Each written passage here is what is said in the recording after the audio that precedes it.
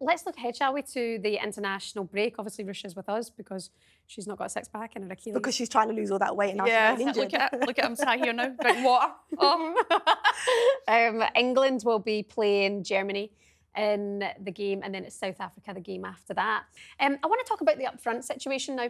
Ruesh had mentioned this last week. The Arsenal fans are coming at her hard and fast because They come at her? These Arsenal social media fans, they are the worst for it. I'm sorry, but no matter what you say about Arsenal, they are on you. They're like literally, but go and tell me because they're going to get on me now for saying that. That's like you flung yourself under the bus. So Ruesha was speaking about Beth Mead being a more natural finisher than Alysia Russell. Now, Russell, fair play to her, brilliant player. She just won England's Player of the Year there.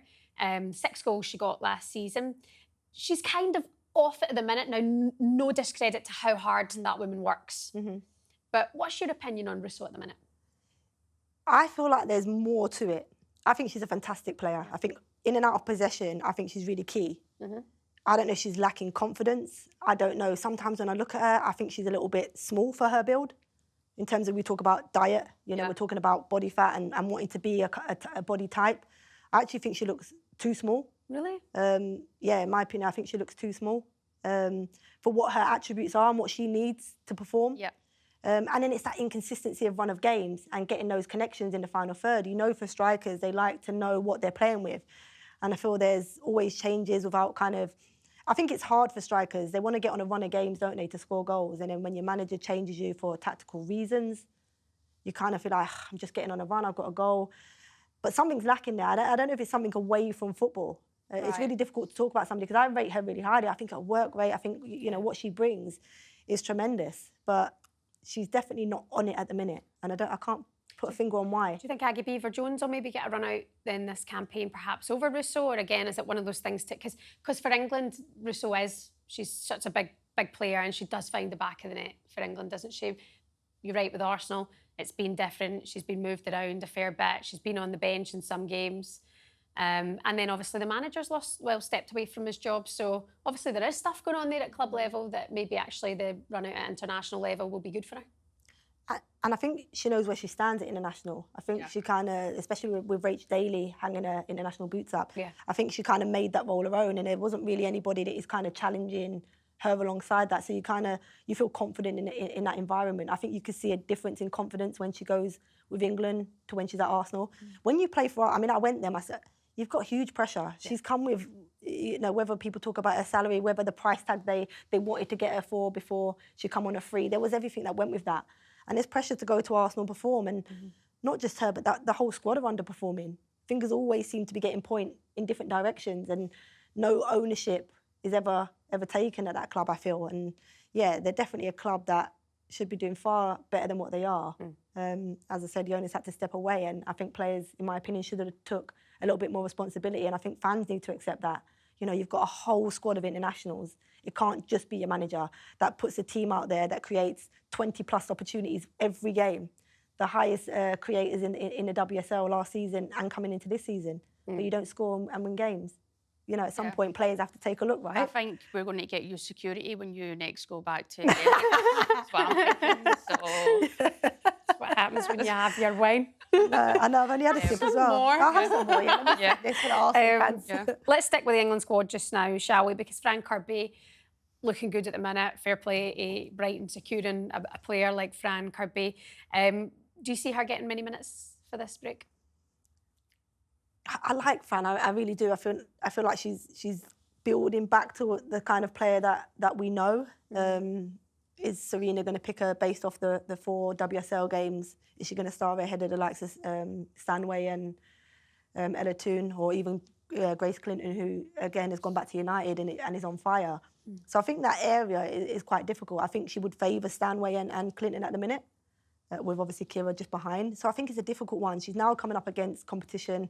As we said, as you get older, kind of your minutes become more limited. You still have a place within the squad and an impact, but whether that's from the start or off the bench, I would imagine off the bench in this game. I think that Fran Kirby's had her illnesses and injuries, so it's nice to see her actually back playing consistent football, and hopefully, touch wood, she can stay fit. But she's got bags of experience. So I think that's something she's always going to have that for England. Obviously, there's Grace Clinton, who's absolutely on form right now. So I think Serena will favour the maybe younger, in-form player, but I think Fran Kirby's experience, she knows when she gets a chance, she'll probably take it, or you'd like to hope she can take it. But that's fine, the England squad. There's so much quality in it right now, so I hope they have a wee run of bad form soon. Well, let's get on to that, shall we? Because they've lost some big personalities. We've touched on this before with, say, Jill Scott, who, you know, you guys know very well what a leader, what a personality, a good crack that she is out the dressing room. Ellen White, Rachel Daly, there are more. How much has that affected the team, and who now need to be those leaders, those characters to step up for England to see it through at the Euros next year? Yeah, it's different. I think if you look at the leaders, probably you're looking at Lucy Bronze, Mary Earps and Millie Bright, for example, in terms of that experience within the squad. They have lost big characters, and I guess those that demand high standards and kind of push you through. I think the youngs on will learn that, the younger players will learn that with more experience, more tournaments. I know they obviously won the Euros very young, some of those players, but it doesn't just turn you into a leader overnight because you've got a European Championship or you've won the Euros. So I think it's important that, as I mentioned, the likes of those three players, Lucy, Millie Bright and Mary Earps in particular, really kind of drive those standards through the team and keep pushing them on, because they're going to need it. They're going to need to get better if they are to go and win the Euros next summer. Yeah. Question. With that, with the likes of players that they've got right now in that squad, I know there's a few younger players coming through. Do you think everyone's on the same page? Do you think off the back of winning the Euros, is there egos within the squad? Is that going to be a challenge for Serena? Or do you think, no, it's a happy camp and everyone's, they're ready for like this challenge of like retaining the champions, like being the champions of Europe again? Is that right? Champions of Europe, yeah. Yeah. Champions of Europe? Yeah. Yeah, something like that. Like, do you think that's good? They've got that under control. It's a nice environment. Or is there egos? What do you think? I think from what you see on socials, you can kind of only go off that. And when you speak to them, they actually enjoy that environment. So they enjoy being an international player and being in that environment. I'm sure there's egos within the team. I mean, look, they won the Euros. They'll be having all kinds of different deals outside of that. There'll be big players in their own club. So there'll be definitely egos there. It's how it's managed within the group. As I said, I think the likes of Lucy and Mary and Millie will kind of keep that intact a little bit. They've got a great chance. Do I think they're going to go and win it? I can't sit here and put my money or my mortgage on them going they're going to go and win. They've got a great chance, along with, you know, probably 3 other nations. So I don't know. I think it's difficult. I think the Euros, you know, I think it's always been the hardest. I think it's a lot harder than the World Cup in terms of the opposition you face. And I think other European teams are catching them. I mean, I've still not made up with Germany, to be honest with you. I'm still furious at them. Stop getting injured before the final was like somebody sticking a dagger in my heart. I knew that moment. I was like, do you know what? I was dancing around Wembley at that moment. Yeah, I've seen the videos of you, honestly. I blocked you on Instagram for a while. I was like... no, but I think, touching on that, what the Lionesses has done, it was amazing. And it has changed. It's changed the game. I know it'd be great for the game here. If they do that back to back, I think that's too much. I think slow down. I know you've got your England top underneath that little top you're wearing, but let's just slow down. I'm just pro football, honey. Yeah. I suppose my niece and nephew are English now, do you know that? Love that. So they could represent England one day. That's shocking. Love it. I know. Why is it anti-English? Why are they like this? Because you're all arrogant. You don't know your... No, you didn't! I don't want to turn this into a politics show. Me? But yeah. Everyone else? Not me. England is a nation. Don't know their history. Don't know it. Don't take any accountability. Don't teach it in schools. That's why people don't know. You don't know shit. Anyway, moving on back to the football. Right, okay. She's due Give her a glass. She's on like one. Yeah. By the way, I'm glad you brought it up though, because another big England news, the Football Association came under a little bit of fire for some of their decisions, especially with the appointment of foreign manager Thomas Tuchel for England. But Lioness Georgia Stanway has defended the decision. She believes he can be a positive influence on English football and the women's game after working with the German coach at Bayern Munich. I think it's great. I've obviously got a Norwegian manager at Bayern as well, and it's just whoever's best for the job, whoever the people feel like is suitable for the players. I actually had a few experiences with Tuchel at Bayern, and he was really invested and really interested in the women's game. He wanted to get to know the players, both him and Barry. I've spoken with them a few times, and they were just really invested, really nice people. coming to a few games, seen them at a few events, and they always had time for us. So far I can only say good things in terms of personality that I've met. She's good. Georgia Stanley there speaks very well. I just got to go. Yes, you are live on air. Sorry about that. But she makes a point, and also like Serena Wiegman is Dutch. No one cared then. Is it what the press do? Is it like a feeding into clickbaits and all that kind of stuff that you should be English? Or do you care? I don't care. I don't care one single bit. I mean, he's a fantastic manager. First of all, I think we have to look at that. You're looking to see. We've seen how far Gareth Southgate's got us, a couple of finals, semis or whatever. And he actually couldn't, like the England managers in the women's game prior to that, couldn't elevate us to that next level we needed to get to win silverware. I think the contract he's been given, 18-month contract, I think that tells you he's been employed for one thing and one thing only, and that's to win the World Cup. So I think it's a statement in terms of the actual contract he's been given. I mean, we've seen his success at club level.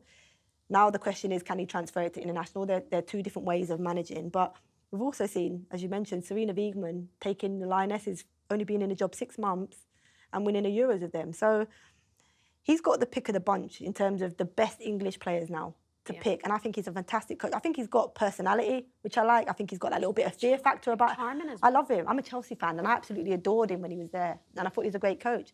But he's got that character. He's got that personality that he can be in front of the press and handle himself really well. And I really like that. But I also think he does have that little bit of fear factor for the players in the squad, which they also need as well. I feel a little bit of truth juice is coming on this subject, Ruesha, with Thomas Tuchel being manager. No truth juice on this, it's just facts. If I have to listen to England and England fans or English media talking about 66 again, I don't know what I'll do. You want to talk about 2025, 2026, sorry. Gee, honestly, I'm like, but I'm intrigued to see will the fans all start turning. Imagine he loses a game here. Imagine they don't go and win the tournament. Everyone turning on. I'll just be sitting there watching it. Everyone going Tonto at Wembley. Poor Thomas. Honestly. England fans are a nightmare. Aren't they? No, I agree. I actually agree with that. I do. I think, as a nation, I find England fans really difficult. What do they want?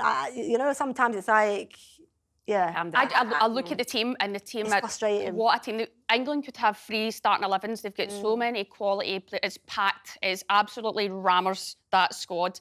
Get behind the nation. Imagine 100%. Watching that tournament there, I was like, oh my God, you can feel the hatred and the anger within the fans. I'm thinking, you can't even kick a football, yet you're so opinionated on this. Like, just get behind the boys and help them. I bet if you've got fans that got behind them, they probably win a tournament. Yeah. And media. I think the media they don't help. Media don't help. Fans don't. And the players talk themselves, past and present, about the weight of the shirt, and it shouldn't be weighed down. It's a privilege to go and represent your country, and everybody should support that, and we don't.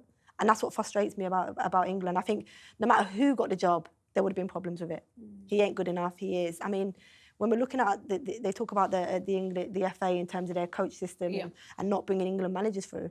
Fast track, we talk about Gerrard and Rooney and Lampard, and they're fantastic young managers, but you need experiences, you need to fail, you need to learn and develop, which is what they're doing at different clubs before you're ready for, the national team. They've not done enough yet to be warranted the opportunity to go and manage an England team that has progressed since then. Since Southgate took over, when he was given the opportunity, when he came out of the 23s, they've actually progressed massively to just throw in one of those lads and go, here, I'll take this England team to the next level without any experience or enough experience of winning and managing, high-profile players and characters. I'm not sure they're there yet. We'll keep track of it, like you say. I think him being German maybe takes the pressure off if things don't start so easy for him, because if you are English, oh my God, I mean, Gareth Southgate, God love him. You watch him sometimes in these interviews and I think he could come across like a shell of a person sometimes. He's probably been so worn down by this job, the criticism, the expectations, the treatment, the questions. Oh, give him a break, 100%. Back your manager, no matter where they're from, and you're joking with the whole England stuff. There's an element of am I joking? There's an element of joke when you say a story for another time. But yeah, just back people and be, I hate to sound like a snowflake here, but be a bit kinder. For the love of God, God forbid anything happened. God forbid anything happened. How would you live with yourself with the way people criticise and treat people like that?